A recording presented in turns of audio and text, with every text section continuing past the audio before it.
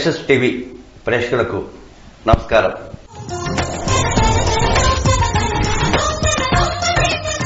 ఈరోజు రాజకీయాలలో అంచెలంచెలుగా ఎదుగుతూ ఒక జడ్పీటీసీగా, జిల్లా పరిషత్ వైస్ చైర్మన్గా, ఆ తరువాత నరసనపేట శాసనసభ్యులుగా పనిచేసి ఎన్నో సేవలను అందించి ఈరోజు ఉన్నతమైన స్థానంలో రాజకీయంలో కానీ, తెలుగుదేశం పార్టీలో కానీ ఒక ఉన్నతమైన స్థానంలో ఉన్న మాజీ శాసనసభ్యులు బగ్గుల అనుమూర్తి గారు తన మదిలో భావాలని మనతో పంచుకునేందుకు ఈరోజు మన స్టూడియోకి రావటం జరిగింది. ఈ సందర్భంగా ఆయనకి స్వాగతం పలుకుతూ, నమస్కారం రామమూర్తి గారు. నమస్కారం అండి. మీ బాల్యం ఎలా గడిచింది, మీరు ఎంతవరకు చదువుకున్నారో కాస్త వివరించగలరా? నా బాల్యం మా అక్కగారైన శ్రీమతి పుద్దలపు సరోజనమ్మ గారి దగ్గర నా బాల్యం అంతా గడిచింది. వారి స్వగృహం సారుకోట మండలం, బుడితి లక్ష్మీపురం. ఆమె మాజీ సర్పంచి, ఆమె భర్త సర్పంచి, ఆమె పిల్లలు కలిపి సర్పంచి. రాజకీయ కుటుంబం. మా పెద్ద అక్కగారు, ఆమెకి నేను పుట్టినప్పటికి పిల్లలు లేకపోవడం వల్ల నాకు తీసుకెళ్ళిపోయింది. మా అమ్మగారు నాకు వారికి ఇవ్వడం జరిగింది. అందువల్ల నా విద్యాభ్యాసం బుడితి హై స్కూల్లో, లక్ష్మీపురంలో పక్కనుండే బొడ్డపాడులో ప్రైమరీ ఎడ్యుకేషన్ జరిగింది. నేను చదివింది 10th క్లాస్ వరకే బుడితి హై స్కూల్లో చదువుకున్నాను. మీ రాజకీయ ప్రస్థానం ఎలా మొదలైంది? స్వర్గీయ సింహ జగన్నాథం గారు మాకు దగ్గరి బంధువు. మా మేనత్త గారినే అతనికి ఇవ్వడం జరిగింది. అందువల్ల అతనితో చిన్నప్పటి నుంచి నాకు అనుబంధం, దగ్గరతనం వల్ల రాజకీయాల్లో నా చిన్న వయసు నుంచే అతనితో గడపడం జరిగింది. అందువల్ల రాజకీయాల పట్ల మక్కువ నాకు ఏర్పడ్డది. మీ కుటుంబంలో రాజకీయ నేపథ్యం ఉన్న బంధువులు కానీ ఎవరైనా దగ్గరలో, మీ నాన్నగారు కానీ ఇంకెవరైనా ఉన్నారా? నా తండ్రికి, నా తాతకి రాజకీయమైన సంబంధాలు పెద్దగా లేవు. అయినప్పటికీ నాకు దగ్గర బంధువైన స్వర్గీయ సింహ జగన్నాథం గారు మాకు దగ్గర బంధువైన వల్ల అతనితో నాకుండే సాన్నిధ్యం చిన్నప్పటి నుంచి నాకు ఈ రాజకీయాల మీద అతని తాలూగా ఇన్ఫ్లుయెన్స్ పడ్డది. మొదటి నుంచి మీరు యాంటీ కాంగ్రెస్ అని చెప్పేసి ఒక వాదంతో ఎప్పుడు మాట్లాడుతుండేవారు. కాంగ్రెస్ కి పూర్తిగా వ్యతిరేకంగా ఉండేవారు. అదే టైంలో ఒక స్వాతంత్ర సమరయోధుడు, ప్రముఖ నాయకుడు సర్దార్ గౌచరత్నంతో కూడా మీకు పరిచయం ఏర్పడింది అని వినడం జరిగింది. ఎంతవరకు నిజం? సింహ జగన్నాథం గారు యాంటీ కాంగ్రెస్ వ్యతిరేకంగా ఈ నర్సనపేట నియోజకవర్గం శాసనసభ్యుడిగా ఉండడం, నాకు దగ్గర బంధువు అయిన వల్ల ఆ ప్రభావం కలిపి నా పైన పడ్డది. అలాగే స్వర్గీయ గౌతు లచ్చన్న గారు, జగన్నాథం గారు వలన లచ్చన్న గారితో కలిపి మా కుటుంబానికి సన్నిహిత సంబంధాలు ఉండడం వలన నాకు యాంటీ కాంగ్రెస్ అంటే కాంగ్రెస్ వ్యతిరేకమైన భావాలు నాకు చిన్నప్పుడు పెట్టి ఉండడం వలన నేను ఇంతవరకు కాంగ్రెస్ పార్టీకి ఓటేయడం కానీ, కాంగ్రెస్ పార్టీకి బలపరచడం కానీ జరగలేదు. తర్వాత తెలుగుదేశం పార్టీ ఆవిర్భవించింది. అప్పుడు కలిపి కాంగ్రెస్ వ్యతిరేకంగా నేను పనిచేయడం జరిగింది. సర్దార్ గౌచరత్నంతో మీకున్న అనుభవాలు ఏమైనా మాతో పంచుకుంటారా? 1980లో గౌతు లచ్చన్న గారు సమితి అధ్యక్షుడిగా నాకే అతను టికెట్ కలిపి ఇవ్వడం జరిగింది లోక్దళ్ పార్టీ తరఫున. అయినప్పటికీ సింహ ప్రభాకర్ గారికి సమితి అధ్యక్షుడిగా పోటీ చేయడం జరిగింది. 80 నుంచి లచ్చన్న గారితో అనుయాయుడిగా ఉంటూ ఈ నియోజకవర్గానికి లోక్దళ్ పార్టీ సెక్రటరీగా పనిచేశాను. మొట్టమొదటిసారిగా ప్రజాప్రతినిధిగా మీరు ఎప్పుడు అడుగుపెట్టారు? 87 ఎన్నికల్లో నేను జల్లుమూరు మండలం నుంచి పోటీ చేయడం, ఓటమి చవిచూడడం జరిగింది. మళ్ళా జరిగే జడ్పీ మెంబర్ ఎన్నికల్లో నర్సన్నపేట నియోజకవర్గం నుంచి 95లో జడ్పీటీసీగా, జడ్పీ వైస్ చైర్మన్గా ఎన్నుకోబడ్డాను. 95 నుంచి నేను ప్రజాప్రతినిధిగా ఎన్నుకోబడడం జరిగింది. అయితే తెలుగుదేశం ఆవిర్భావం నుంచి తెలుగుదేశం పార్టీ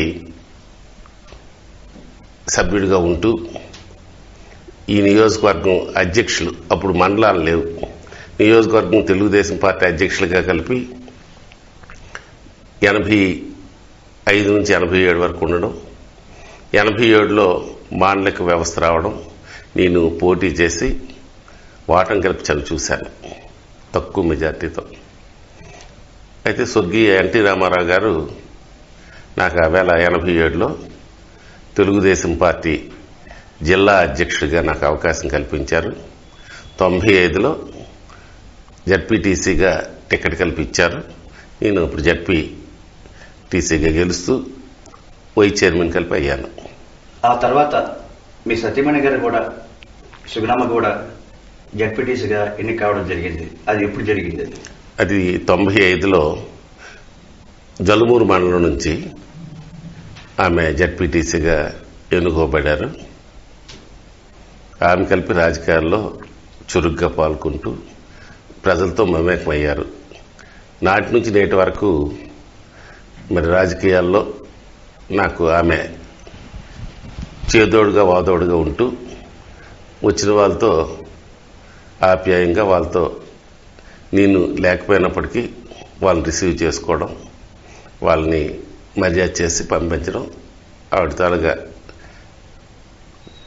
చర్యలు ఎప్పుడు నాకు రాజకీయాలకి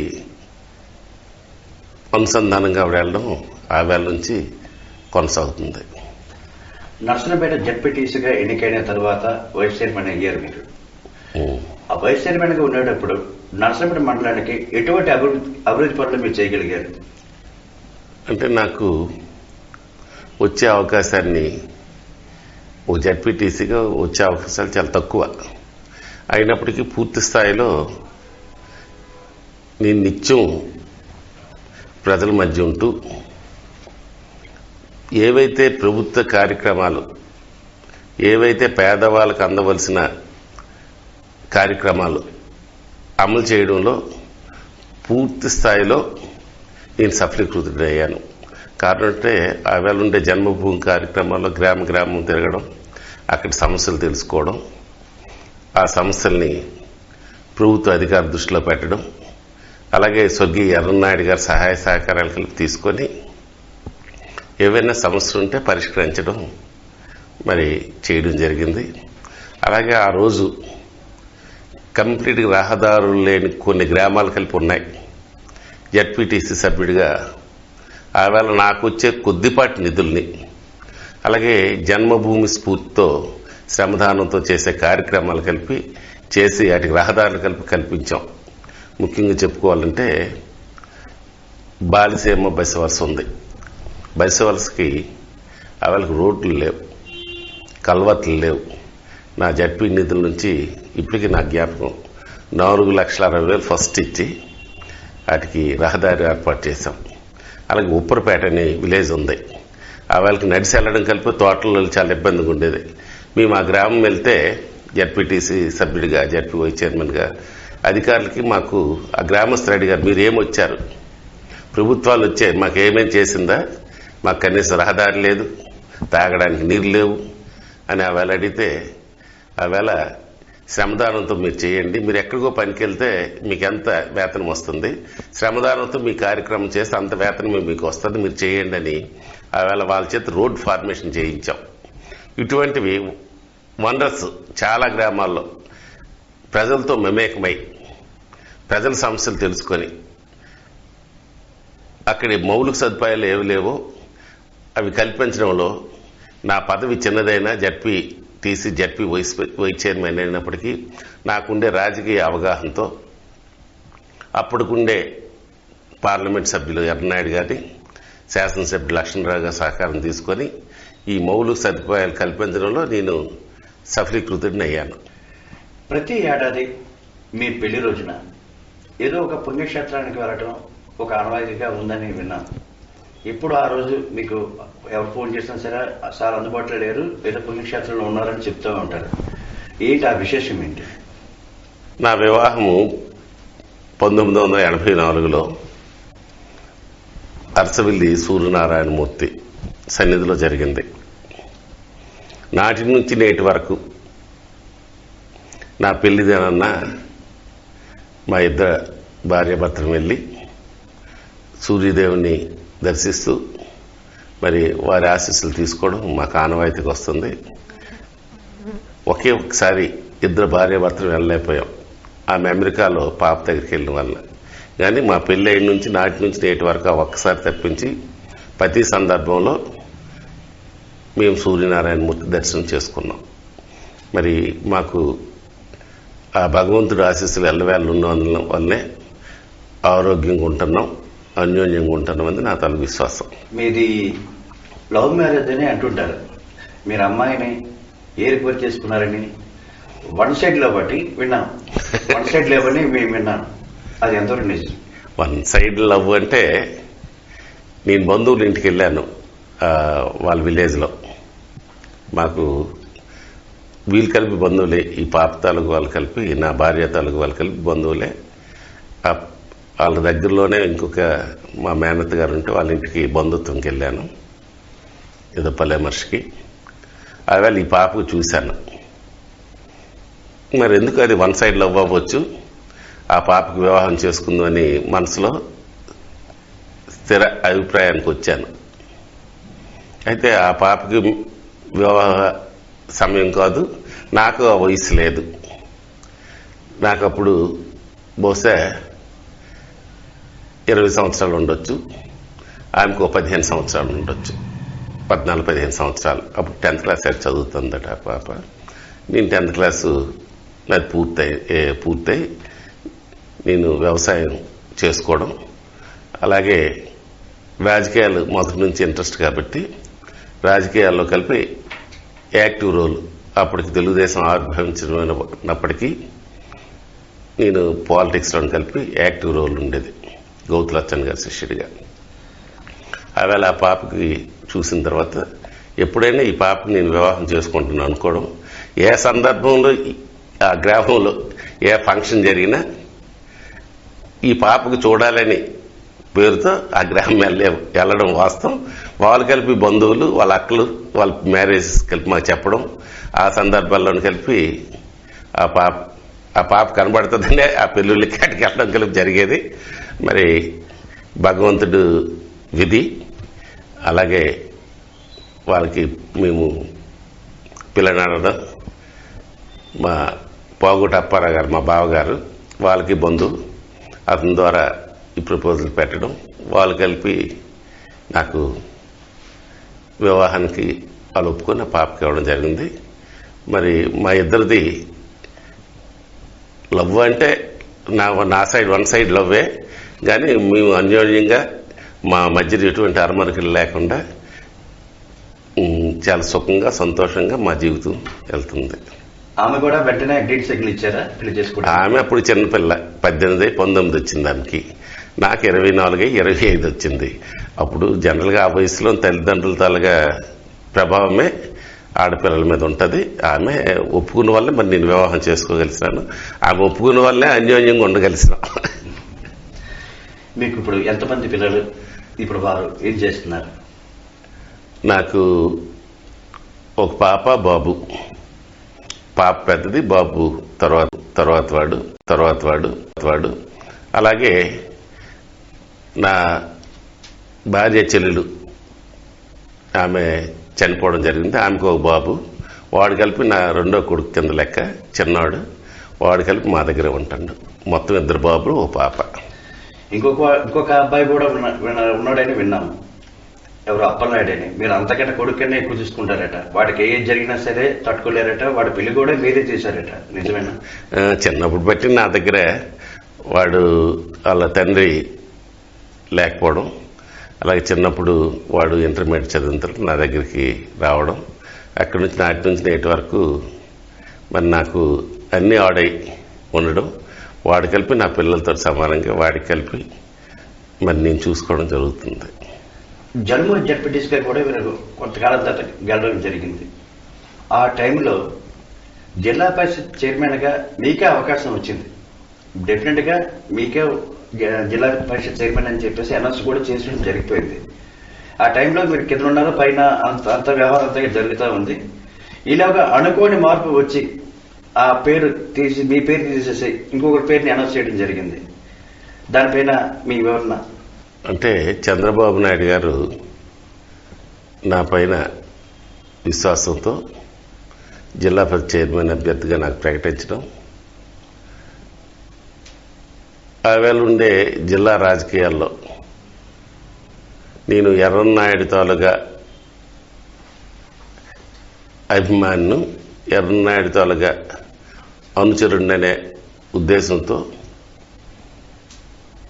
గ్రూప్ రాజకీయాల్లో కొంత డిస్టర్బెన్స్ ఏర్పడ్డది. ఆ పరిస్థితుల్లో నా పేరు తొలగించి ఇంకో పేరు వచ్చింది. అది పార్టీ నిర్ణయం. ఆ పార్టీ నిర్ణయాన్ని శిరసాహించాను. వచ్చిన అవకాశం భగవంతుడు తీసినాడని బాధపడ్డాను తప్పించి ఎవరి మీద నేను నిందించే పని లేదు. అది పార్టీ నిర్ణయం. పార్టీ నిర్ణయానికి పార్టీ కార్యకర్తగా నేను శిరసాహించవలసిన అవసరం ఉంది. ఆ తర్వాత మరో పెద్ద అవకాశాలు మీకు వచ్చాయి. ఏకంగా ఆమ్దాల వరుస షుగర్ ఫ్యాక్టరీ చైర్మన్గా 2 సార్లు మీ పేరు బయటకు వచ్చింది. ఆ టైంలో ఆ పదవిని మీరు వద్దనుకున్నారా, కాదనుకున్నారా, లేకపోతే ఇంకేమైనా జరిగిందా? నేను జిల్లా పార్టీ అధ్యక్షుడు ఉన్నప్పుడు నాకు ఆమ్దాల షుగర్ ఫ్యాక్టరీ చైర్మన్గా నామినేట్ చేశారు. నామినేట్ చేసి తెల్లవారికి నాకు అర్జెంట్ ఫ్లైట్ మీద వచ్చి ఆర్డర్ కాపీ తీసుకోమని, ఛార్జ్ తీసుకోమని చెప్పారు చైర్మన్గా. నేను తెల్లవారికి హైదరాబాద్ వెళ్ళాను. ఆవేళ ఛార్జ్ పేపర్ తీసుకొని తిరిగి బయలుదేరదాం అనుకున్నప్పటికీ ఆవేళ ఉండే రాజకీయ పరిస్థితుల్లో ఆ ఆర్డర్ కాపీని నాకు ఇవ్వకుండా అట్టి పెట్టారు ఒక వీక్ డేస్. ఈలోగా స్వర్గీయ బొడ్డపల్లి రాజగోపాలరావు గారు, మాజీ ఎంపీ గారు సుప్రీంకోర్టుకి వెళ్ళడం, ఆ సుప్రీంకోర్టులో స్టే చేయించడం వలన ఆవేళ బాధ్యత చేపట్టలేకపోయాను. అలాగే రాష్ట్రంలో 2 షుగర్ ఫ్యాక్టరీ చైర్మన్స్ బాధ్యత చేపట్టలేకపోయారు. అయితే మళ్ళా స్టే వెకేట్ అయిపోయిన తర్వాత కలిపి అన్నగారు ఎన్టీ రామారావు గారు చైర్మన్గా నాకు మళ్ళీ తీసుకోమని చెప్పారు. చెప్తే నేను అప్పటికే పార్టీ అధ్యక్షుడిగా ఉన్నాను. అన్నగారు నాకు ఇస్తే దీనివల్ల నాకేదో ఉపయోగం ఉంటుందేమో కానీ పార్టీకి ఉపయోగం లేదు. అది ఆమ్దాల్స్ ప్రాంతంలో షుగర్ ఫ్యాక్టరీ ఉంది కాబట్టి ఆమ్దాల్స్ పరిధిలో ఉన్న వాళ్ళకే ఫ్యాక్టరీ చైర్మన్ ఇమ్మని సున్నితంగా అతనికి నచ్చ చెప్పాను. అతను కలిపి చాలా ఆనందించారు. ఆ విధంగా నేను అది తీసుకోవడం జరగలేదు. 2014 ఎన్నికల్లో నర్సనపేట నియోజకవర్గానికి సంబంధించి టీడీపీ వాళ్ళకి కాకుండా బీజేపీకి టికెట్ ఇస్తారని ఒక ప్రచారం జరిగింది. అంతకుముందే మీ పేరు ముందు ఖరారు చేయడం జరిగింది. టీడీపీ నుంచి బగురు అనుమతి గారిని ఎంపించేది ఎన్నికల్లో నిలిచిపెట్టడం జరుగుతుందని చెప్పేసి ప్రచారం జరిగింది. అనుకోని మార్పులు రావడంతో బీజేపీ తరఫు నుంచి ఒక వ్యక్తిని ఇక్కడ పెడతారన్నప్పుడు కొంచెం సంక్షోభం అనేది ఇక్కడ ఏర్పడింది. ఆ టైంలో దాన్ని మీరు ఎలా తట్టుకున్నారు? ఏం లేదు, పార్టీ నిర్ణయం. నేను పార్టీకి సిన్సియర్ కార్యకర్తను, పార్టీ విధేయుడును. పార్టీ నిర్ణయానికి నేను శిరసాహించినప్పటికీ మరి ఇక్కడ కార్యకర్తల నుంచి నాకు మోరల్గా సపోర్ట్ ఇచ్చి అధిష్టాన వర్గం పైన, అలాగే మా పార్టీ అధ్యక్షులు ఇప్పుడు అచ్చెన్నాయుడు గారి పైన ఒత్తిడి పెట్టారు. అచ్చెన్నాయుడు గారు కలిపి నా టికెట్ రావడానికి శతవిధాల అతనికి ఉండే పరిధిలో గౌరవ చంద్రబాబు నాయుడు గారికి ఒప్పించి ఇక్కడ రమణమూర్తికి ఇవ్వాలి, పార్టీకి ఎప్పటి నుంచి సిన్సియర్ కార్యకర్తని అతను గట్టిగా ఒత్తిడి పెంచడం, అలాగే చిరంజీవి రామ్మోహన్ నాయుడు మరి లోకేష్ బాబుతో చెప్పి వారి తాలూగా పట్టుదల వల్లనే నాకు టికెట్ వచ్చింది. అంటే చంద్రబాబు నాయుడు తెలుగుదేశం పార్టీ టికెట్ ఇచ్చినప్పటికీ వీరి తాలూగా ఒత్తిడి కలిపి ఉంది. కాబట్టి ఆ పరిస్థితుల్లో బీజేపీకి టికెట్ అనౌన్స్ చేసిన తర్వాత మారడం అంటే అది చిన్న విషయం కాదు. మరి అచ్చెన్నాయుడు అలాగే రామ్మోహన్ నాయుడు వారి కుటుంబ సభ్యులు ఒత్తిడి వలన వాళ్ళ సహకారం వల్లనే నాకు 14లో టికెట్ వచ్చింది. అది వాస్తవం, ప్రజలకు తెలిసిన సత్యం. అదే 2014 ఎన్నికలలో మీరు ప్రచారం చాలా ముమ్మరంగా చేశారు. ఆ టైంలో ఒకనొక టైంలో ఒకసారి ఎక్కడో పడిపోయి దెబ్బ తగిలాయని విన్నాం, చాలా ఇబ్బంది పడ్డారని విన్నాం, నిజమేనా? ఆ ప్రచారం టైంలో దెబ్బ తలకు తగిలింది, చాలా లోతైన దెబ్బ తగిలింది. అయితే మన గొలువు మోహన్ రావు డాక్టర్ గారి దగ్గరికి నేను రావడం జరిగింది. లోపలికి ఒక గుడ్డ లాంటిది పెట్టేసి వచ్చాను. అప్పటికే చాలా రక్తం కారిపోతుంది. గొలువు మోహన్ రావు గారు ఏమన్నారంటే మీకు ఎనస్థీసియా ఇచ్చి కుట్లేస్తానన్నారు. అప్పటికి కేవలం నాకు ప్రచారానికి 4-5 గంటలే ఇంకా టైం ఉందా, 5-6 గంటలే ఉంది. డాక్టర్ గారు నేను ఎంత బాధ అయినా భరిస్తాను, నాకు ఎనస్థీసియా ఇవ్వకండి, దీని మెలకులోనే ఉంటాను, కుట్లేయండి అన్నారు. అతని కలిపి ఆశ్చర్యంగా నా ముఖం చూసి ఇది లాస్ట్ ఫైనల్ అండి, కొన్ని గ్రామాలు ఉండిపోయాయంటే అతను ఎనస్థీసియా ఇవ్వకండి నాకు కుట్లేశారు. అది కలిపి చంద్రవంకలకి ఈవేళ కలిపి మరి అది ఉంటుంది. అలాగే అంతకుముందు ప్రచారంలో ఎంపీ గారు సైకిల్ యాత్రలో కలిపి ఒక అతను గుద్దేసిన వలన ఈ గూడు కలిపి ఇరిగిపోయింది. మరి దెబ్బలు తగిలే కానీ పదవి వచ్చింది కదా, అందువల్ల ఆ బాధలన్నీ ఆ దెబ్బలన్నీ మాయమైపోయాయి. 2014లో టీడీపీ అభ్యర్థిగా నర్సంపేట నియోజకవర్గం నుంచి శాసనసభ్యుడిగా మీరు ఎన్నికయ్యారు. మీరు శాసనసభ్యుడిగా ఎన్నికైన తర్వాత నర్సంపేట అభివృద్ధికి సంబంధించి ఎటువంటి ప్రణాళిక వేసుకున్నారు, ఏ విధంగా అభివృద్ధి చేయాలని ముందుకు వెళ్లారు? శ్రీ స్వామి రామయోగి వారి దివ్య ఆశీస్సులతో శ్రీకాకుళం జిల్లా పొందూరు మండలం లైదాం గ్రామంలో 2వ భద్రాద్రిగా పేరుగాంచిన శ్రీ శివానంద ధర్మక్షేత్రంలో తేదీ 3/1/2022 నుండి 14/1/2022 వరకు శ్రీ సీతారామ మహాయజ్ఞము కడువైభవముగా జరపబడును. ఈ మహాయజ్ఞంలో భాగముగా 4వ తేదీ అతి పవిత్రమైన కాత్యాయని వ్రతము కుజగ్రహ ఆరాధన, 5వ తేదీ సుదర్శన హోమము, 6వ తేదీ లక్ష్మీ కుబేర హోమము పుత్ర కామేశ్వరి యాగము, 7వ తేదీ శ్రీ లలితా రాజరాజేశ్వరి కుంకుమార్చన, 8వ తేదీ నవగ్రహ ఆరాధన మరియు హోమము, 9వ తేదీ సూర్య నమస్కారములు, 10వ తేదీ మహాన్యాసపూర్వక రుద్రాభిషేకము లింగార్చన రుద్రహోమము, 11వ తేదీన కేతుగ్రహ ఆరాధన చండీ హోమము, 12వ తేదీన సుదర్శన అర్చన హోమము, 13వ తేదీన రాహుకేతు పూజ కాలసర్ప దోష పరిహార హోమము, వాస్తు దోష పరిహారము మరియు మృత్యుంజయ హోమము. అదే రోజు సాయంత్రం సీతారామచంద్ర వారి రథోత్సవము తెప్పోత్సవము, వేలాది భక్తుల ఆధ్యాత్మిక సభ శ్రీ స్వాత్మానంద సరస్వతి శ్రీ గంగాధర శాస్త్రి గారి ఆధ్వర్యంలో జరపబడును. 14వ తేదీ శ్రీ సీతారామ యజ్ఞము పూర్ణాహుతి మరియు శ్రీ సీతారామచంద్ర కళ్యాణము మరియు పట్టాభిషేకము జరపబడును. కావున భక్తులు 50 మంది ఈ కార్యక్రమంలో పాల్గొని శ్రీ సీతారామచంద్ర ప్రభువుల వారి కృపకు పాత్రులు కాగలరని ప్రార్థిస్తున్నాము. ఇట్లు శ్రీ శివానంద ధర్మక్షేత్రం లైదాం. సంప్రదించవలసిన ఫోన్ నంబర్లు 9440280379, 9704194707. శ్రీ పంచధామ క్షేత్రం చిన్న హరిశ్చంద్రపురం, కోటబొమ్మాళి మండలం. శ్రీకాకుళం జిల్లాలో 11వ మార్చి 2021 మహాశివరాత్రి పర్వదినాన అఘోరాలచే అతి పురాతన శివలింగము మరియు స్ఫటికలింగ స్థాపన చేసి రాష్ట్రంలోనే ఒక అతి పెద్ద శైవ క్షేత్ర నిర్మాణానికి శ్రీ పంచధామ క్షేత్ర అభివృద్ధి సేవా సంస్థ చిన్న హరిశ్చంద్రపురం వారు నాంది పలికారు. ఈ శైవ క్షేత్రంలో 1,01 శివలింగాలు ప్రతిష్ఠ చేయడానికి పంచధామ క్షేత్ర అభివృద్ధి సేవా సంస్థాన్ వారు సంకల్పించారు. ఈ మహాసంకల్పానికి సహకారం అందించేందుకు ఎంతో మంది దేశ విదేశాలకు చెందిన భక్తులు స్వయంగా వచ్చి తమ స్వహస్తాలతో కొన్ని వేల శివలింగాలు ప్రతిష్ఠ చేసి ఈ మహాసంకల్పంలో భాగస్వాములయ్యారు. అలాగే 1,01 శివలింగాల స్థాపన అయ్యే వరకు ఈ మహాయజ్ఞం నిరంతర ప్రక్రియగా కొనసాగుతుంది. కాబట్టి త్వరలో జిల్లాలోనే కాక రాష్ట్రంలోనే అతి పెద్ద శైవ క్షేత్రంగా అవతరించబోయే శ్రీ పంచధామ క్షేత్ర నిర్మాణంలో మీరు భాగస్వాములు కండి.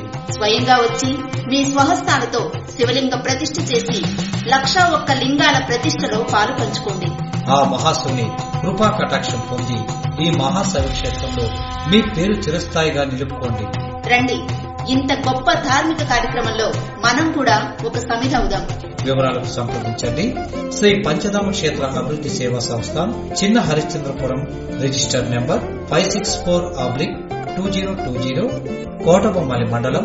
సెల్ 630-280-7802, 730-430-9184. నర్సన్నపేట పట్టణంలో మొట్టమొదటిసారిగా ప్రారంభించబడ్డ అన్ని వసతులు కలిగిన hospital Narayana multi speciality hospital.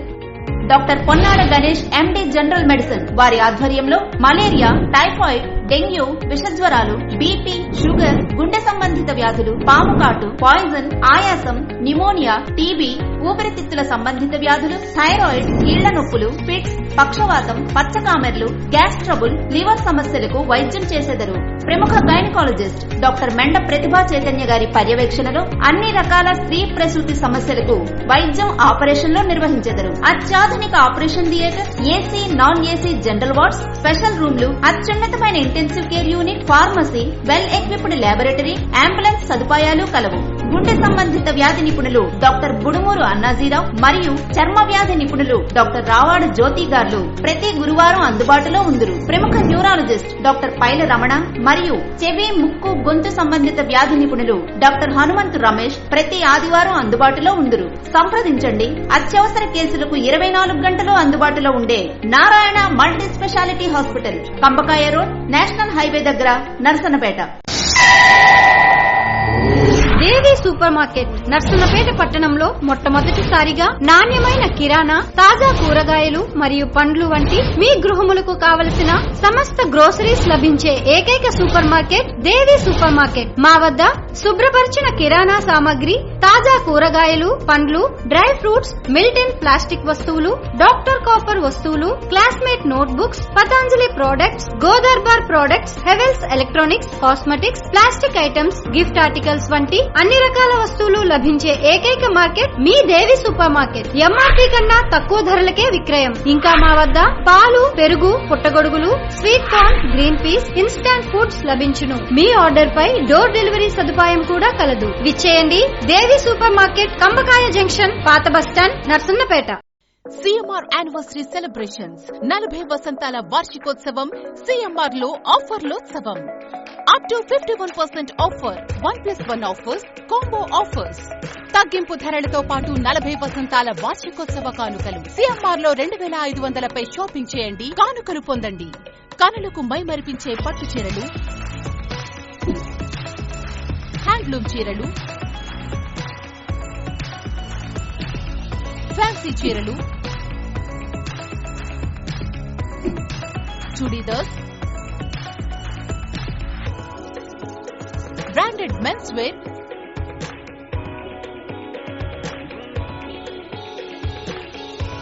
Kids wear.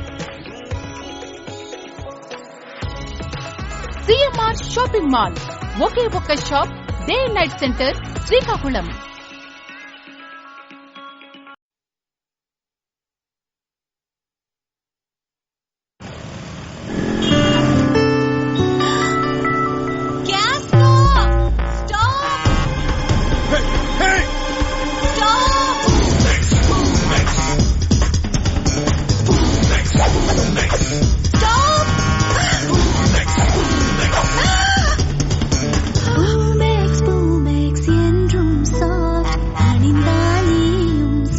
Thank you, Pumex Hero.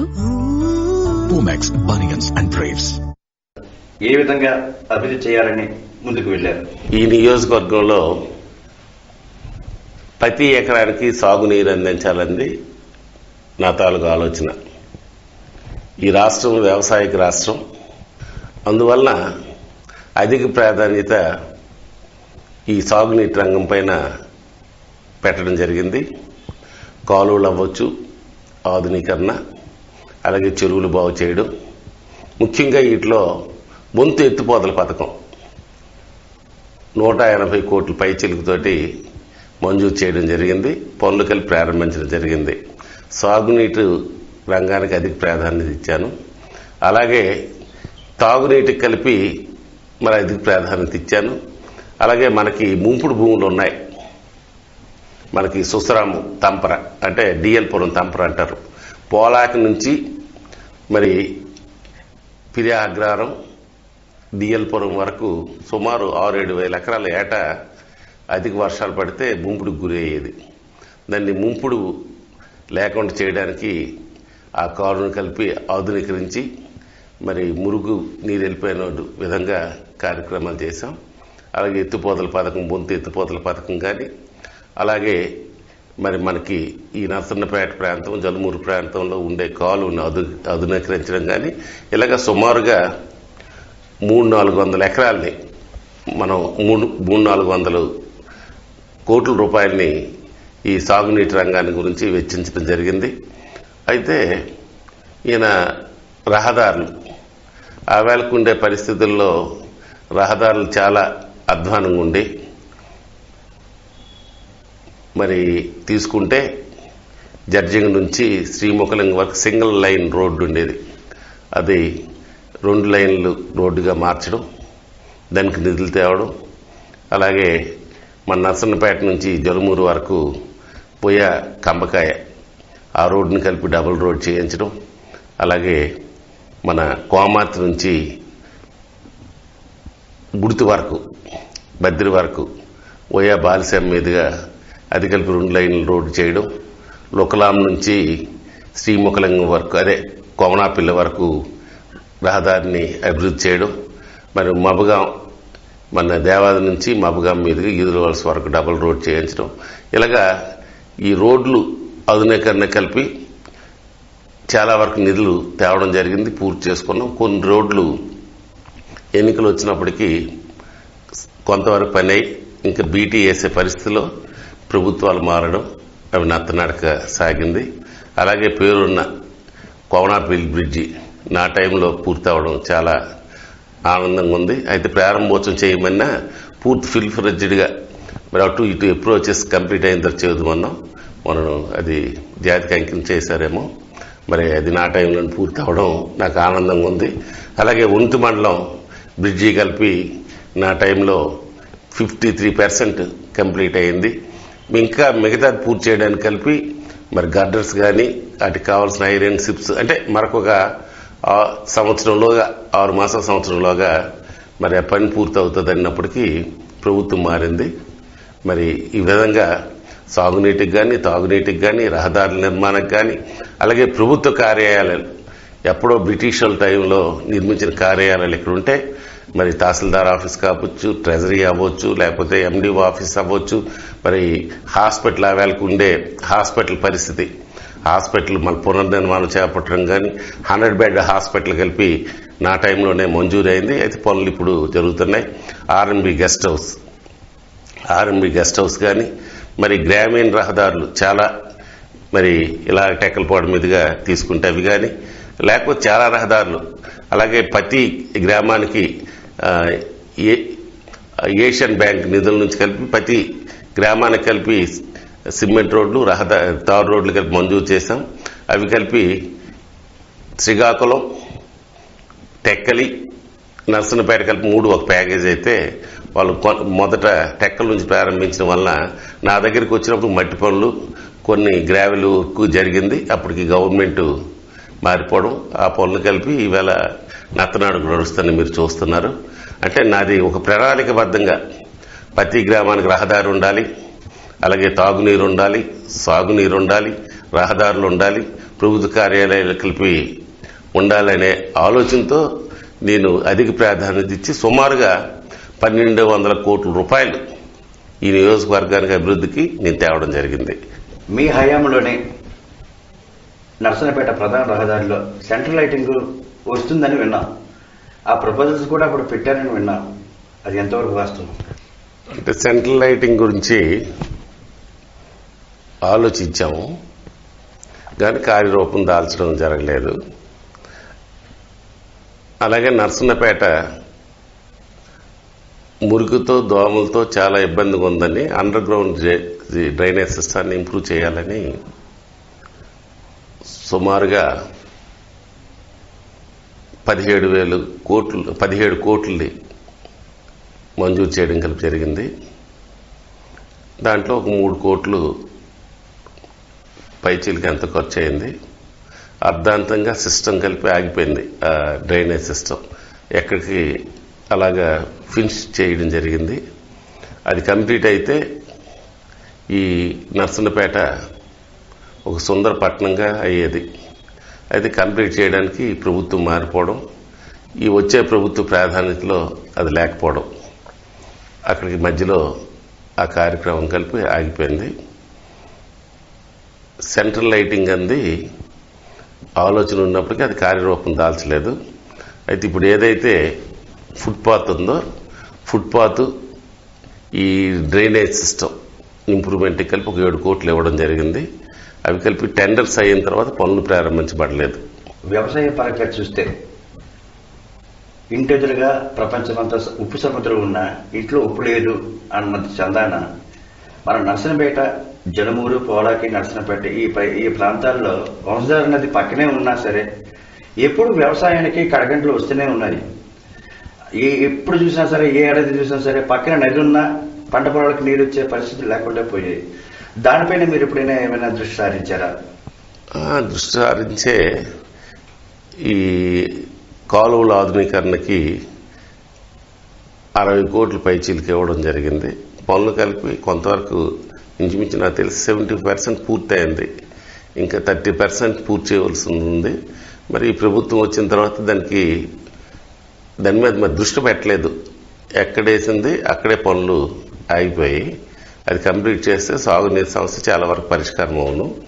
దాంట్లోనే మరి షట్టర్స్ తాలుగా అంతకుముందు కాంగ్రెస్ ప్రభుత్వంలో షట్టర్స్ కుంభకోణం వల్ల కలిపి షట్టర్స్ డ్యామేజ్ అయిపోవడం, మరి మనం తెచ్చిన ఏదైతే ఈ ఆధునీకరణలో షట్టర్స్ కలిపి కొంత భాగమైనప్పటికీ ఈ పనులన్నీ ఎక్కడికక్కడ నిలబడిపోయాయి. 70% కాలువలు వైండింగ్ జరిగి మిగతా ఏవైతే చెక్ డ్యామ్స్ కానీ షట్టర్స్ కానీ ఇటువంటి పనులు కలిపి ఆగిపోవడం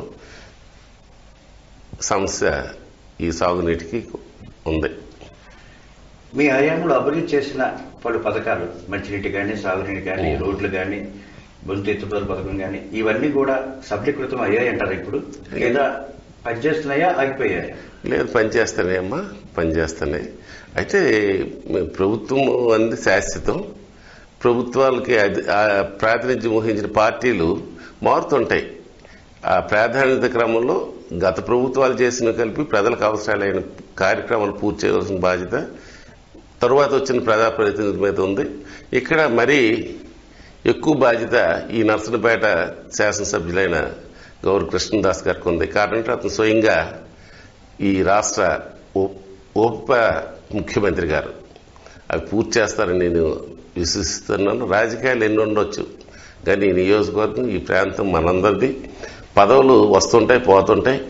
ప్రజలకు అవసరమైన కార్యక్రమాలు ఏవైతే గత ప్రభుత్వాలు చేయని, అంతకుముందు వాళ్ళు చేయని, అవి పూర్తి చేయవలసిన బాధ్యత ఇప్పుడు ప్రజెంట్ గవర్నమెంట్ పైన, ప్రజెంట్ ప్రజాప్రతినిధి పైన ఉందని నా తన విశ్వాసం. మీ హయాంలో నర్సన్నపేటకి ఏదో ఒక మంచి కార్యక్రమం చేయాలి, అది ఎలాగైనా ఇప్పటికైనా నేను పూర్తి చేస్తాను అన్న ఆలోచన కానీ, అలాంటి ప్లాన్ కానీ, ఏదైనా చిరకాల వాంచ కానీ, నర్సన్నపేటకి చేస్తే బాగుండు, అది నేను చేయలేకపోయాను, ఇంకొక అవకాశం వస్తే చేయగలనేమో అనిపించే పథకం కానీ, అభివృద్ధి పథకం కానీ, లేకపోతే ఇంకేదైనా ఉందా? మీ చిరకాల వాంచ ఏదైనా ఉందా?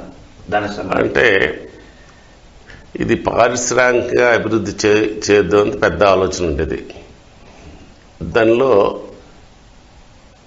మొదట నేను తీసుకున్న నిర్ణయంలో ఇక్కడ పవర్ ప్లాంట్ తేడానికి కొనుక్కున్నాం. ప్రజల నుంచి కలిపి వ్యతిరేకత వచ్చింది. ప్రపంచీకరణలో కలిపి 4 పాయింట్లు కలిపి సక్సెస్ అవ్వలేదు. దానివల్ల మధ్యలో ప్రాజెక్ట్ ఆగిపోయింది. అలాగే నేను టెక్కలపాడు మన జమ్ము అంటే నర్సంపేట కానుకొని పారిశ్రామిక అభివృద్ధికి నేను ప్లాన్ చేయడం జరిగింది. కారణం ఏంటంటే అక్కడ షుగర్ ఫ్యాక్టరీ నిర్మాణానికి ఆవేళ జిఎంఆర్ఓలు సైట్ కలిపి ఎక్వైర్ చేశారు. తరువాత దాన్ని బయట వ్యక్తులు ఎవరు కొనడం, వాళ్ళతో సంప్రదింపులు చేసి ఆ ప్రాంతంలో స్మాల్ స్కేల్ ఇండస్ట్రీస్ చిన్న పరిశ్రమల ఏర్పాటుకు కావలసిన వాటర్ కానీ, రోడ్స్ కానీ, విద్యుత్ కానీ ప్రభుత్వం ద్వారా కల్పించి ఇండస్ట్రీ డెవలప్మెంట్ చేద్దామనే ఆలోచనతో చాలా వరకు వర్క్ చేశాం. ఆ వేళకి మంత్రిగా ఉండే అచ్చెన్నాయుడు గారి సహకారంతో.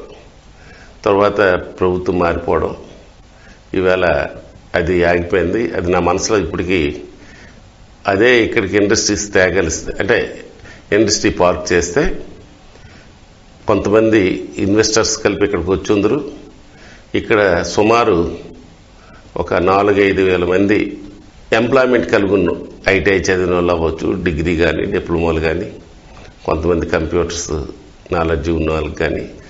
ఆ ఇండస్ట్రీ పార్క్ వస్తే చాలామందికి ఈ ప్రాంతం వాళ్ళకి ఉపాధి కలిగి ఉండవలసింది.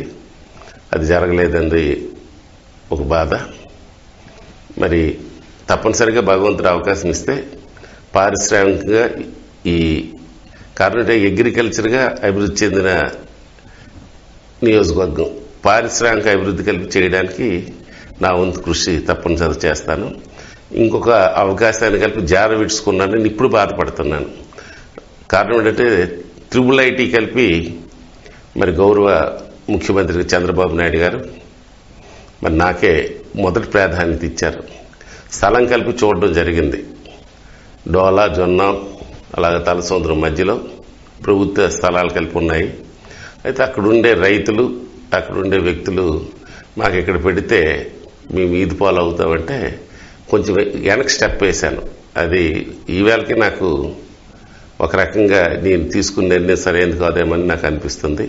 కారణం ప్రభుత్వం వాళ్ళకి నష్టపరిహారం కలిపి ఇవ్వడానికి సుముఖంగా ఉండి అంత ఇన్స్పెక్షన్ చేసి అంత ప్రోగ్రెస్గా తయారు చేసినప్పటికీ లాస్ట్ మినిట్లో నేనే డ్రాప్ అయిపోవడం నాకు నేను చేసిన పెద్ద తప్పు. అది మరి అంతకుముందే అది వస్తే నేను పవర్ ప్లాంట్ మీద దృష్టి పెట్టకపోతున్నాను. ఆ ప్రాంతంలోనే అది పెట్టి ఉందను. అదొక చేసే నిర్ణయంలో తప్పు జరిగింది. మరి ఇండస్ట్రీ పార్కు నేను అంత శరవేగం చేసినప్పటికీ అది ఒకటి పూర్తి అవ్వలేదు. అలాగే వెల్నెస్ సెంటర్ నర్సనపేట బస్టాండ్ దగ్గరలో అప్పుడు గౌరవ కలెక్టర్ గారు నరసింహ గారు కలిపి ప్రభుత్వానికి లెటర్ పెట్టి స్థలాన్ని కలిపి ఇచ్చారు. ఆ స్థలాన్ని కలిపి మన DCCB కార్యాలయం పక్కన స్థలాన్ని కలిపి వెల్నెస్ సెంటర్కి ఆవేళ మేము ప్రపోజల్ కలిపి పంపించాం. అది ఒకటి పూర్తి చేసుకోలేపాను. కారణం ఏంటంటే అది బస్ స్టాండ్ దగ్గరలో ఉంటుంది. ఈ పక్షవాతాలు కానీ ఇటువంటి ఫిజికల్గా ఇబ్బందులు ఉన్న వాళ్ళకి అక్కడ ట్రీట్మెంట్ జరుగుతుంది. ఆయుర్వేదిక్ మెడిసిన్ అన్నీ అక్కడ వెల్నెస్ సెంటర్లో ఉంటాయి. ఈ పెరాలసిస్ పేషెంట్స్కి వీళ్ళకి కలిపి బుద్ధి మాధ్యం ఇటువంటి వ్యక్తులు కలిపి అక్కడ ట్రీట్మెంట్ జరుగుతుంది. అది వాళ్ళు రాకపోకలు కలిపి అందుబాటులో ఉంటుందని అక్కడ పెడదామని అవి నిర్ణయించడం. ఆవేళ ప్రపోజల్ కలిపి వెళ్ళాయి. నేను కలిపి విజయవాడ స్థాయిలో ప్రయత్నించాను. సఫలీకృతం అవుతుంది అన్నప్పటికీ ఎలక్షన్ కోడ్ వచ్చి అది ఒకటి ఆగిపోయింది. ఇండస్ట్రియల్ పార్క్ ఒకటి ఆగిపోయింది. ఇటువంటి చిన్న చిన్న కార్యక్రమాలు చేయాలనుకుని చేయలేపాను. మరి అవకాశం వస్తే ఈ నియోజకవర్గాన్ని సమస్యలు లేని నియోజకవర్గంగా తీర్చిదిద్దడం, అందరికీ అందుబాటులో ఉండడం, పేదరికం లేని సమాజాన్ని తయారు చేయడం నా తాలూకా ముఖ్య ఉద్దేశం. మీ హయాంలో 2014 నుండి 2019 వరకు చాలా వరకు మీరు అభివృద్ధి కార్యక్రమాలు చేపట్టడం జరిగింది. ఇంచుమించుగా 1200 కోట్లు మీరు వెచ్చించడం జరిగింది. ఇన్ని చేసినప్పటికీ కూడా 2019 ఎన్నికలు వచ్చేసరికి మీరు ఓటమిని ఓడిపోయే పరిస్థితి రావాల్సి వచ్చింది. దానికి కారణం ఏంటి? అంటే ఒక అవకాశం మంది బాగా పనిచేసింది, ఒక అవకాశం ఇవ్వండి అని.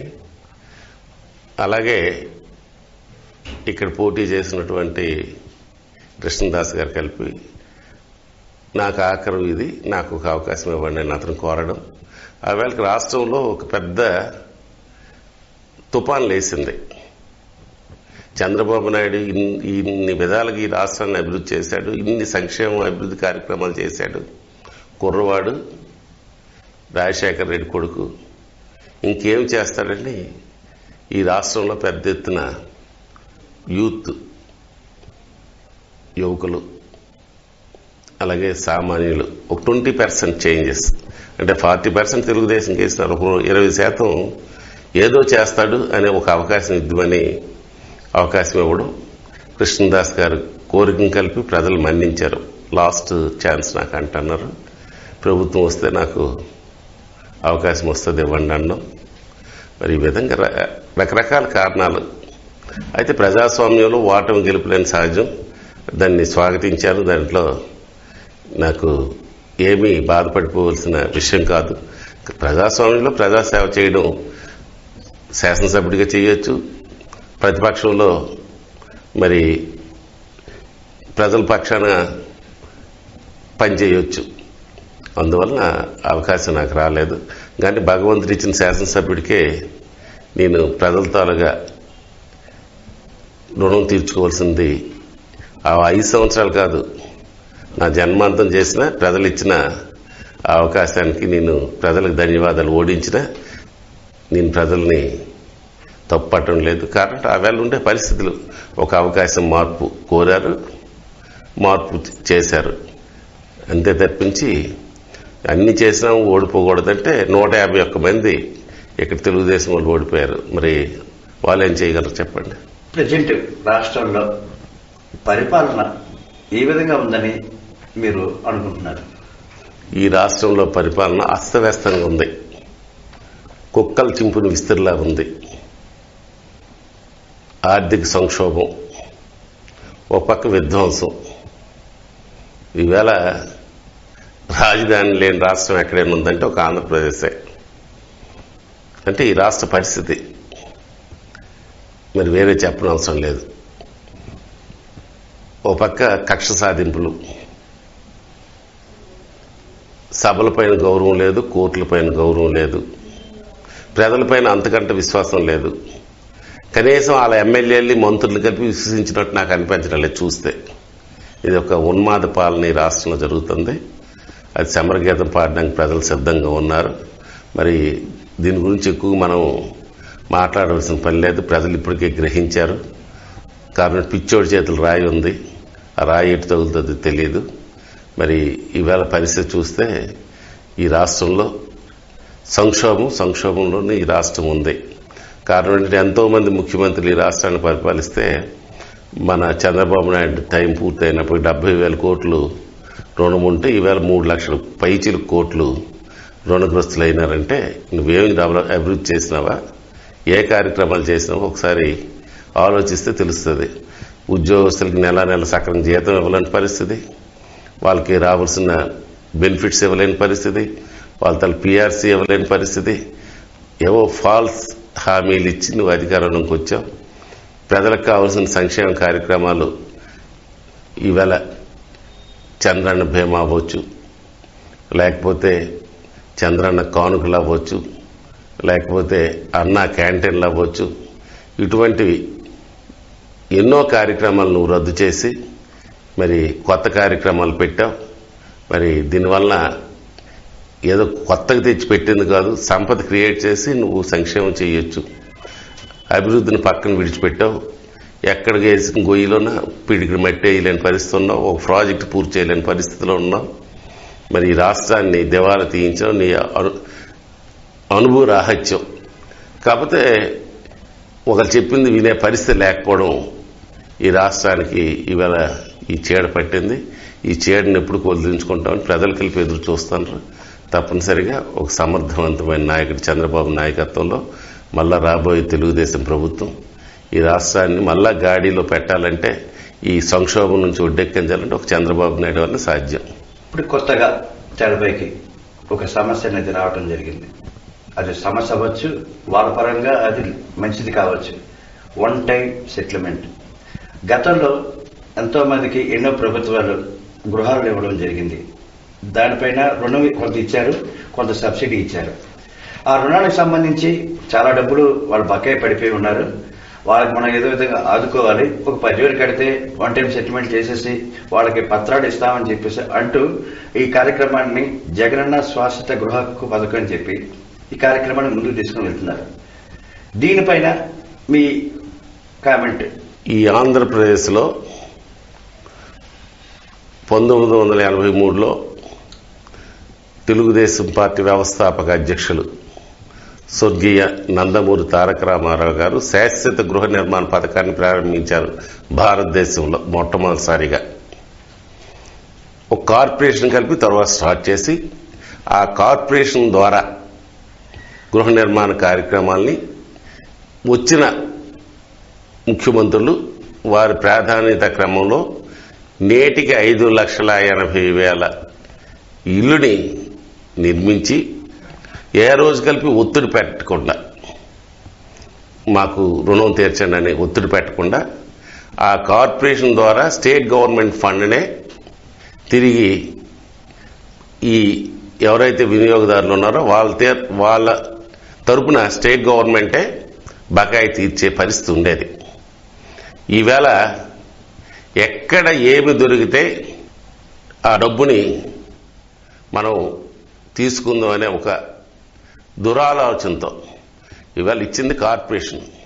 ఇవాళ వన్ టైం సెటిల్మెంట్ ప్రభుత్వం చేస్తుందట. అంటే నీకు రైట్ ఎక్కడుంది? రెండోది, ఈవేళ ఫీజిబిలిటీ సర్టిఫికేట్ ఇస్తున్నావు, ఇల్లు కట్టిన తర్వాత పొజిషన్ సర్టిఫికేట్ ఇస్తున్నావు, ఇల్లు కరెంటు బిల్లులు కడుతున్నారు, ట్యాక్సీలు కడుతున్నారు, తండ్రి తర్వాత కొడుకు వచ్చాడు, కొడుకు తర్వాత మనవడు వచ్చాడు. ఇప్పుడు ఇంతమంది ఆ ఇంట్లో మారితే కొంతమంది అవి రీసేల్ కలిపి చేసుకున్నారు, అమ్ముకున్నారు. ఇవన్నీ జరిగితే ఇప్పుడు వన్ టైం సెటిల్మెంట్ అంటే ఈవేళ చూడు కొన్ని బోకస్ కంపెనీలు ఇప్పుడు వచ్చి స్కీమ్స్ పెడతాయి. ఆ స్కీమ్లో ఆడితే ఇది ఒక స్కీమ్ అంటే ప్రభుత్వమే ప్రజల డబ్బును దోసుకోవడానికి ఇది ఒక స్కీమ్ అన్నమాట ఈ one time సెటిల్మెంట్ది.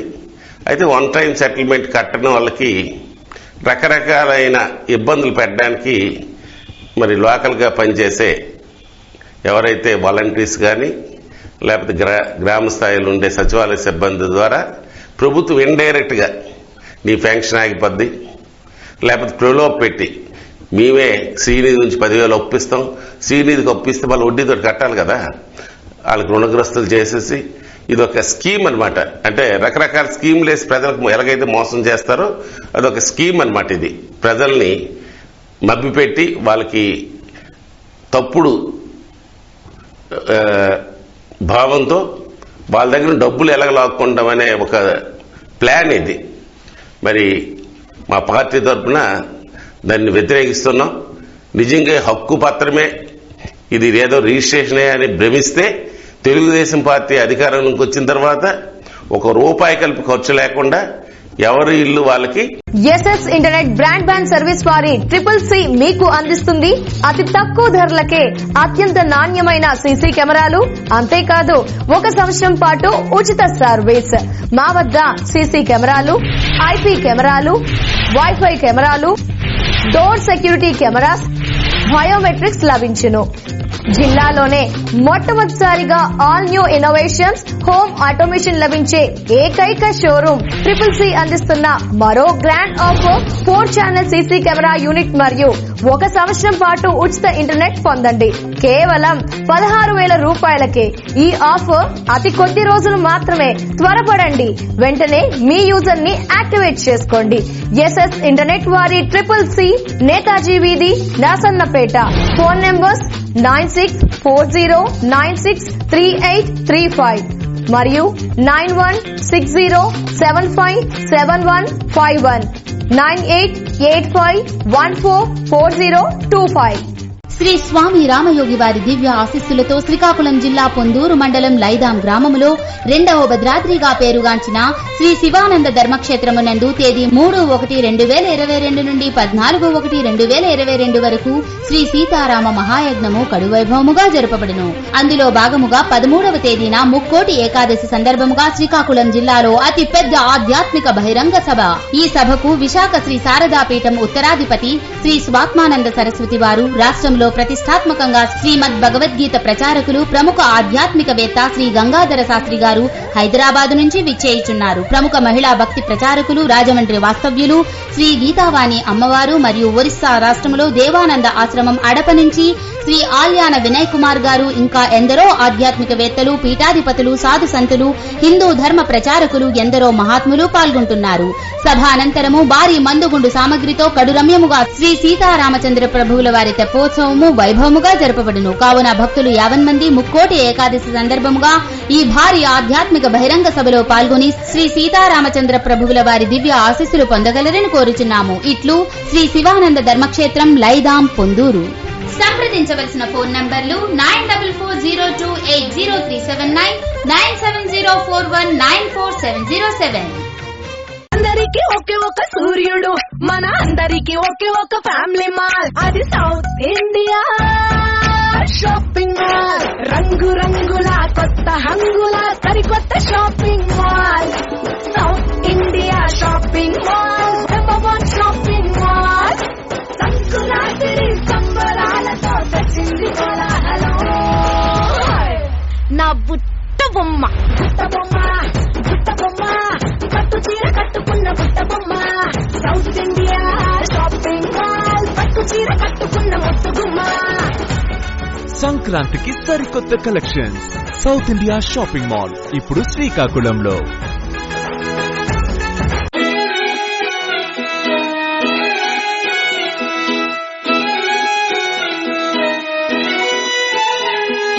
Christmas, new year, Sankranti పండుగ పర్లే, అందరూ ఇచ్చే కలెక్షన్స్ డిస్కౌంట్ ధరకి. షాపింగ్ చేస్తూ ఉంటే ఆనందంగా అలరిస్తావే, ఒకటిని మించి ఇంకొకటి నచ్చేస్తావే. ఆఫర్ ఆనందమాయిని, ఓ మిస్సు డిస్కౌంట్ సంబరమాయిని. కలెక్షన్స్ కనువిందు చేసేది, ఓ బాసు సెలెక్షన్ సంతోషపరిచేది. క్రిస్మస్, న్యూ ఇయర్, సంక్రాంతి పండుగ పర్లే, అందరూ ఇచ్చే కలెక్షన్స్ డిస్కౌంట్ ధరకి. సకుటుంబ సపరివార వస్త్ర ప్రపంచం రాజా సిల్క్ మందిర్ వారి RSM shopping mall, GT road, Srikakulam.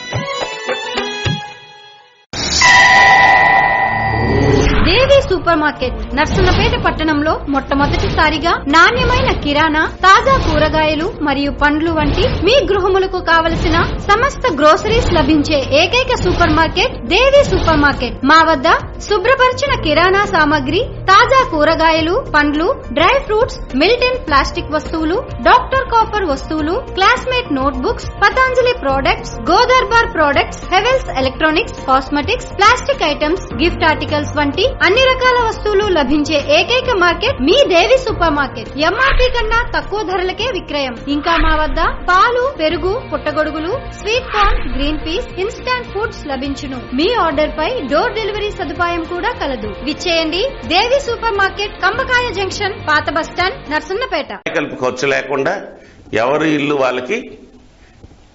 వాళ్ళకి అంటే వాడి భార్య వాడు పెళ్లి చేసుకోవడం, మళ్ళా తిరిగి పెళ్లి ఎదురు కట్నం ఇస్తే పెళ్లి ఎలా చేస్తారంటారో అలాగే వాడి ఇల్లు ఆడికి ఎలాగైతే మీరు ఇస్తామన్నారో అది మా ప్రభుత్వం వచ్చిన తర్వాత కలిపి వాళ్ళ ఇల్లు వాళ్ళకే రూపాయి ఖర్చు లేకుండా ఇస్తాం. ఎవరు కట్టొద్దు, ఇది ఒక చీటింగ్ అని నేను మీ ద్వారా ఈ ప్రజానీకానికి నేను విన్నవిస్తున్నాను. రాబోయే ఎన్నికలలో మీ వ్యూహం ఎలా ఉండబోతుంది? ఇప్పటికే మీరు గౌరవ సభ చర్చా వేదిక అనే కార్యక్రమాలని చేసుకుంటూ వెళ్తున్నారు. ప్రతిరోజు కూడా ఒక కార్యక్రమం జరుగుతూనే ఉంది. ఇది కూడా ఎన్నికల్లో ఒక భాగమా?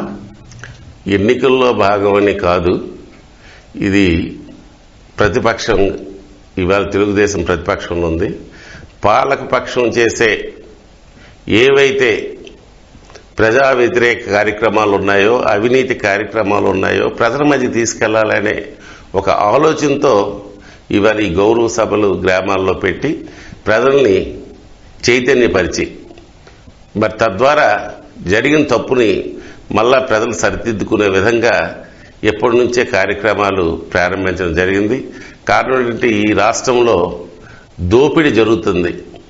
అది ప్రభుత్వం కాకుండా ప్రభుత్వ వెనకన, అంటే ప్రభుత్వ నీడలో పనిచేసిన హస్తాలు ఈ రాష్ట్రాన్ని, ఈ రాష్ట్ర సంపదని దోసుకుంటున్నాయి. అది కలిపి ప్రజలకు తెలియజేయవలసిన అవసరం ఉంది. ఇవాళ ఇసుక ఉంది. తెలుగుదేశం ప్రభుత్వ హయాంలో ఉచితంగా ఇసుక ఇచ్చాం సామాన్యుడికి. ఒక 1000 రూపాయలు 1200 పెడితే 1500 రూపాయలు పెడితే అది ఇంటి దగ్గరికి ఇసుక వచ్చేది. ఏమిటి, అక్కడ లోడింగ్ కలిపి లోకల్ లేబర్ చేసేవాళ్ళు, వాళ్ళకి 250 200 ఇచ్చేవాళ్ళు. ట్రాక్టర్ అద్దెపోను ఇసుక ఇంటికి చేరితే 1200 1500 1000 రూపాయలు, దగ్గర ప్రాంతం అయితే 600 700కి వచ్చేది. అదే ఇసుక ఈవేళ 5000 6000 7000కి ఇసుక వినియోగదారుడికి వెళ్తుంది. అయితే ఈ డబ్బులు ఎక్కడికి వెళ్తున్నాయంటే దానికి ఒక చలానా లేదు, ఒక డీడీ లేదు, ఆన్లైన్ పేమెంట్ లేదు. ఒక మద్రాసు సంస్థకి ఇసుకకి వాడు టెండర్ వేస్తే ఏదో లంసంగా ప్రభుత్వానికి వచ్చింది కేవలం 600 కోట్లు. ప్రజల డబ్బు 1000 కోట్ల రూపాయలు ఈవేళ ఈ ప్రభుత్వంని నడిపే పెద్ద ఖజానాలోకి వెళ్తుంది ఈ అక్రమ డబ్బు. అది కలిపి ప్రజలకు తెలియజేయాలని గౌరవ సభ ద్వారా. అలాగే ఇవాళ పేదవాడి రక్తాన్ని మద్యం రూపంలో ఈ ప్రభుత్వ అధినేతలు పీల్చి తాగే పరిస్థితి ఉంది. ఇవాళ విపరీతమైన రేట్లు మద్యానికి పెట్టి నాసిరకం మద్యాన్ని ప్రజలకు అమ్మి, మరి తద్వారా మరి ఆ ప్రభుత్వం, ఈ పార్టీని నడిపే వ్యక్తులు దోచుకుంటున్నారు. ఇలాగా అక్రమ మార్గాల్లో సిమెంట్ పై నియంత్రణ లేదు. మద్యం దానికి ఆ బ్రాండ్స్ కలిపి ఎప్పుడు విన్న బ్రాండ్స్ ప్రజల చేత తాగించి ఆ లిక్కర్ని కలిపి ప్రభుత్వమే షాపులు పెట్టడం, ఆ విధంగా ప్రభుత్వం చేయవలసిన కార్యక్రమాలు చేయకుండా చేపల వ్యాపారం, మాంసం వ్యాపారం, మద్యం అమ్మడం, మద్యం దగ్గర టీచర్లకి కొన్నాళ్ళు కూర్చొని పెట్టారు కరోనా టైంలో. అంటే ఈ వ్యవస్థ అంతా పూర్తిగా చిన్నభిన్నం అయిపోయింది. ఏ విధంగా మనం డబ్బు సంపాదిస్తాం, ఏ విధంగా వచ్చే ఎలక్షన్లో డబ్బు మద్యాన్ని ఇచ్చి ఏరులై పారించి మళ్ళీ అధికారంకి వస్తామని ఏకైక జయం తప్పించి ఈ రాష్ట్రం ఏమవుతుంది, ఈ రాష్ట్రం పరిశ్రమలు ఏమైనా తెచ్చామా, యూత్ గురించి ఏమైనా ఎంపవర్మెంట్ గురించి ఆలోచించామా, ఈ రాజధాని నిర్మాణం గురించి ఏమో ఆలోచించామనే ఒక ప్లాన్ కానీ ఒక ఆలోచన కానీ లేకుండా ఇవాళ ఈ ప్రభుత్వం వెళ్తుంది. ఇవన్నీ ప్రజల మధ్యకి తీసుకెళ్తాం, ప్రజల తాలుగా అభిమానాన్ని చూరగొంటాం. ఈ ప్రభుత్వం చేసిన తప్పులే మాకు గెలుపు, రేపు ప్రజలు మాకు గెలిపిస్తారు. ఈ రాష్ట్రాన్ని మళ్ళా చంద్రబాబు నాయుడు అయితేనే ఈ రాష్ట్రాన్ని మళ్ళా నడిపించగలడు. ఉమ్మడి రాష్ట్ర ముఖ్యమంత్రిగా, విడపడిపోయిన ఆంధ్రప్రదేశ్ ముఖ్యమంత్రిగా, ఒక అనుభవజ్ఞుడిగా ఈ రాష్ట్రాన్ని మళ్ళా గాడిలో పెట్టాలంటే చంద్రబాబు నాయుడు అవసరం ఉందని ప్రజలంతా గుర్తించే రోజులు వచ్చాయి. తప్పనిసరిగా తెలుగుదేశం పార్టీ అధికారంలోకి ఈ రాష్ట్రంలో వస్తుంది. మరి అంతవరకు మేము ప్రజల మధ్యకి వెళ్లి ఈ ప్రభుత్వం చేసే ఏవైతే ప్రజా వ్యతిరేక కార్యక్రమాలు ఉన్నాయో, ఏవైతే అవినీతి కార్యక్రమాలు ఉన్నాయో ప్రజలతో చర్చించి ఈ ప్రజా వేదిక ద్వారా, ఈ గౌరవ సభల ద్వారా ప్రజల్ని చైతన్యపరచడానికి ఈ కార్యక్రమాన్ని ప్రారంభించాం. వచ్చే ఎన్నికల్లో మీ వ్యూహంతో తెలుగుదేశం పార్టీ రాష్ట్రం మొత్తంగా ఇటువంటి వ్యూహంతో ముందుకు వెళ్ళి నెక్స్ట్ అధికారాలకు వస్తే మీరేమైనా మంత్రి పదవి ఆశిస్తున్నారా? నాకు ఆలోచన లేదు.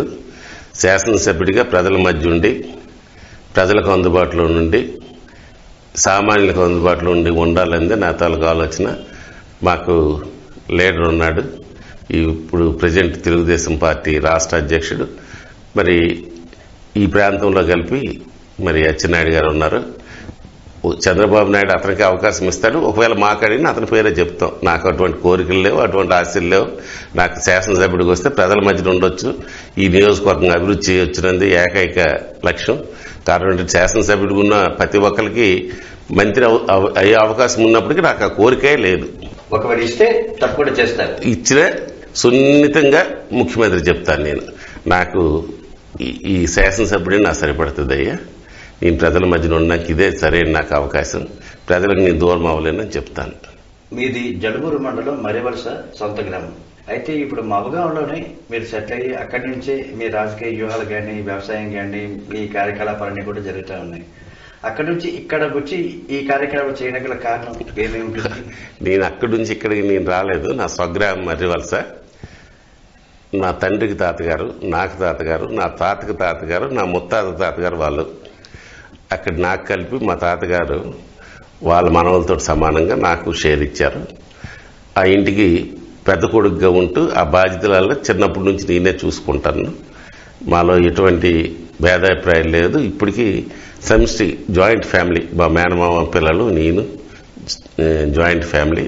నాకు చిన్నప్పటి నుంచి వ్యవసాయం అంటే చాలా మక్కువ. ఆ వ్యవసాయం ఉంటేనే నాకు ప్రశాంతంగా ఉంటుంది. నేను శాసనసభ్యుడిగా ఉన్నప్పుడు కలిపి వ్యవసాయం నేను చేసేవాడిను. ఈవేళ కలిపి వ్యవసాయానికి కొంత టైం కేటాయిస్తూ మిగతా కాలంలో ప్రజాసేవ, ప్రజలతో మమ్మకం అవడం నా తాలుగా వృత్తి, ప్రవృత్తి. ప్రస్తుత రాష్ట్ర ప్రభుత్వం హయాంలో కులాల వారీగా కొన్ని కార్పొరేషన్లు ఏర్పాటు చేసి వాళ్ళని బలోపేతం చేయాలని చెప్పి ఉద్దేశంతో సుమారు 40, 38, 39 కార్పొరేషన్లు ఇవ్వడం జరిగింది. ఇచ్చి వాళ్ళని నియమించడం జరిగింది. మీ హయాంలో ఎప్పుడైనా జరిగిందా అలాంటివి? తెలుగుదేశం పార్టీ హయాంలో ఈ వెనుకబడిన కులాల వారికి 10,000 కోట్ల రూపాయలతో చాలా స్కీమ్స్, ఉపాధి కల్పించడానికి స్కీమ్స్ ప్రారంభించడం జరిగింది. కులాల నిష్పత్తిలో ఏదైతే ఈ 10,000 కోట్ల రూపాయలు ఉన్నాయో అవి చేరాలనే ఆలోచనతో కులాలి వారిగా కార్పొరేషన్ని ప్రారంభించింది కలిపి తెలుగుదేశం ప్రభుత్వం. అయితే అది ప్రారంభించి 3 మాసాలు అయినప్పటికీ ప్రభుత్వం ఎన్నికలకు వెళ్ళిపోయింది, ఓటమి చవి చూసింది. అప్పటికి కొన్ని కార్పొరేషన్లు నామినేట్ చేశారు. దాంట్లో కాళింగ కార్పొరేషన్ నుంచి మన కిల్లి వేణుగోపాల స్వామికి ఇవ్వడం జరిగింది. అలాగే ఈ సివిల్ సప్లై కార్పొరేషన్ నుంచి బలా నాగేశ్వరరావు గారికి ఇవ్వడం జరిగింది. మరి వెనుకబడిన కార్పొరేషన్ నుంచి డైరెక్టర్గా మన పూతి రమణ గారికి ఇవ్వడం జరిగింది. అయితే ఇంకా కార్పొరేషన్లన్నీ ప్రారంభించబడితే ఇక్కడ కలిపి ఆ నిష్పత్తిలో మన నియోజకవర్గానికి కలిపి రావాల్సిన కోటా వచ్చుండు. ఈ లోపల ఎన్నికలకు వెళ్ళిపోయాం. అయితే ఆ వేళ ఏ ఉద్దేశంతో తెలుగుదేశం పార్టీ ప్రారంభించిందంటే, ఏదైతే వెనుకబడిన కులాల వారికి మరి కార్పొరేషన్ ద్వారా నిధులు అందించాలో అవి ఆ కులాల జనాభా ప్రాతిపదికన అందించాలనే ఆలోచనతో ఆ వేళ విభజించింది. కానీ ఈవేళ వచ్చిన జగన్మోహన్ రెడ్డి ప్రభుత్వం, ఈ వైసీపీ ప్రభుత్వం ఏం చేసిందంటే పదవులు ఇచ్చింది, కుర్చీ ఇచ్చింది, కానీ అధికారం లేదు, నిధులు లేదు, ఉత్సవ విగ్రహాలు చేసింది. మరి కార్పొరేషన్ చైర్మన్లు మరి వాళ్ళు ఏ విధంగా ఫీల్ అవుతున్నారో కానీ మరి మీ మొట్టుగా ఈ పదవులు ఎందుకు అనే భావం ప్రజల్లో ఉంది. కాబట్టి కార్పొరేషన్ చైర్మన్గా మరి కనీసం వాళ్ళ కార్యకర్తలకి వాళ్ళ సహాయ సహకారాలు అందించాలని ఆ కార్పొరేషన్ ద్వారా చేయలేని పరిస్థితిలో ఉన్నారు. కాబట్టి అవి ఉత్సవ విగ్రహాలని నేను అంటాను. తెలుగుదేశం పార్టీ మళ్ళీ అధికారంకి వస్తే కార్పొరేషన్ బలోపేతం చేసి మనకు రావాల్సిన నిష్పత్తిలో మళ్ళా నియోజకవర్గానికి మరి కార్పొరేషన్ పదవులు కలిపి తెప్పిస్తారని మీ ద్వారా తెలియజేస్తున్నాను. రానున్న కాలంలో ప్రజెంట్ పరిస్థితులు బట్టి చూసుకుంటే తెలుగుదేశం పార్టీని ఏ విధంగా మీరు బలోపేతం చేయాలనుకుంటున్నారు నర్సంపేట నియోజకవర్గంలో? ఇక్కడ తెలుగుదేశం పార్టీకి పెట్టని కోట. కారణం చాలా మంది కార్యకర్తలు ఉన్నారు ఇక్కడ. ఏ కార్యకర్త కలిపి ఈవేళ వెన్ను చూపించి పరిగెట్టే వ్యక్తులు కారు. కారణం అధికారం లేకపోయినప్పటికీ, ప్రభుత్వం లేకపోయినప్పటికీ క్రమశిక్షణ అయిన కార్యకర్తలే ఈవేళ పార్టీకి వెన్నుదన్నుకున్నారు. వారందరూ సహాయ సహకారాలతో పార్టీని ముందుకు నడిపిస్తాం. ఇక్కడ విజయదుందు ముగిస్తాం. ప్రస్తుతం నర్సంపేట మేజర్ పంచాయతీలో మీరు రాజకీయంగా కొన్ని ప్రచారం చేస్తున్నప్పటికీ గ్రామీణ ప్రాంతాల వైపు ఎక్కువగా దృష్టి పెడుతున్నారు. నర్సంపేట టౌన్ మర్చిపోయారు, మమ్మల్ని ఎవరు పట్టించుకోవట్లేదు, ఇక్కడ కూడా ఈ కార్యక్రమం కూడా పెట్టట్లేదు, మాకు కూడా కొంచెం అవకాశం ఇస్తే బాగుండు, కనీసం మాతో పాటు కలిసి వెళ్ళడం లేదన్న ఒక ఆలోచన ఇక్కడ కార్యకర్తలకు ఉంది. దీనిపై మీ అభిప్రాయం? ఏం లేదమ్మా, 2 సంవత్సరాలు కరోనా వాళ్ళని కలిపి పార్టీ యాక్టివిటీస్ తక్కువకి వెళ్ళాయి. ఈ మధ్య 2-3 మాసాలు అయింది, కొంచెం రేకప్ అయింది, ప్రజల మధ్యకి వెళ్తున్నాం. ఈ నర్సన్నపేటలో ఈ అంత పనుల సీజన్ ఇది. దీనివల్ల కలిపి నర్సన్నపేట టౌన్లో ఇంకా మేము కార్యక్రమం ప్రారంభించలేదు. ప్రతిరోజు కలిపి ఈ నర్సన్నపేటలో కార్పొరేట్ వ్యాపారాలు చేసుకున్న వాళ్ళు ఎక్కువ మంది ఉన్నారు కార్యకర్తలు. వాళ్ళు ప్రతిరోజు మాతో తిరగలేరు. ముఖ్యులకు మట్టుగా మెసేజ్ వెళ్తుంది, రమ్మంటున్నాం, పార్టీ మీటింగ్లు పిలుస్తున్నాం. అవేం లేదు. కారణం పెద్ద పంచాయతీ కాబట్టి ఏవో ఉంటాయి, కానీ అందరూ తెలుగుదేశం పార్టీ చంద్రబాబు నాయుడు అంటే విశ్వసించిన వాళ్ళు ఇక్కడ ఉన్నారు. ఈ నర్సన్నపేట పట్టణ ప్రజలు కలిపి తెలుగుదేశం పార్టీకి ఈవేళ కాదు, మొదటి నుంచి నేను వాటం చెందినప్పటికీ ఇక్కడ నాకు మెజార్టీ ఇచ్చినారు. వీళ్ళ రుణం ఎంతైనా నేను తీర్చలేను. ఇంకా చాలా కార్యక్రమాలు చేయవలసింది ఉంది, చేశాము, ఇంకా చేస్తాను. అందరినీ సమయపరుచుకొని ఎవరైనా నా పొరపాట్లు ఉన్నా అవి సరి చేసుకొని అందరినీ కలిపి తీసుకెళ్తాను. ఈరోజు మదిలో భావాలు కార్యక్రమానికి మనతో పాటుగా తన మదిలో భావాలని మన SSTV ఛానల్లో తెలియజేసేందుకు మాజీ శాసనసభ్యుడు బగురాణమూర్తి గారు ఈరోజు వచ్చారు. ఆయన మదిలో భావాలని మనతో పంచుకున్నారు. ఆయనకి అభినందనలు తెలియజేసుకుంటూ నమస్కారం. నమస్కారం అండి. మీ ఛానల్ ద్వారా మరి నూతన సంవత్సర శుభాకాంక్షలు ఈ నర్సంపేట నియోజకవర్గ ప్రజానీకానికి, నా అభిమానులకి, కార్యకర్తలకి తెలియజేస్తున్నాను. మీ దగ్గర సెలవండి.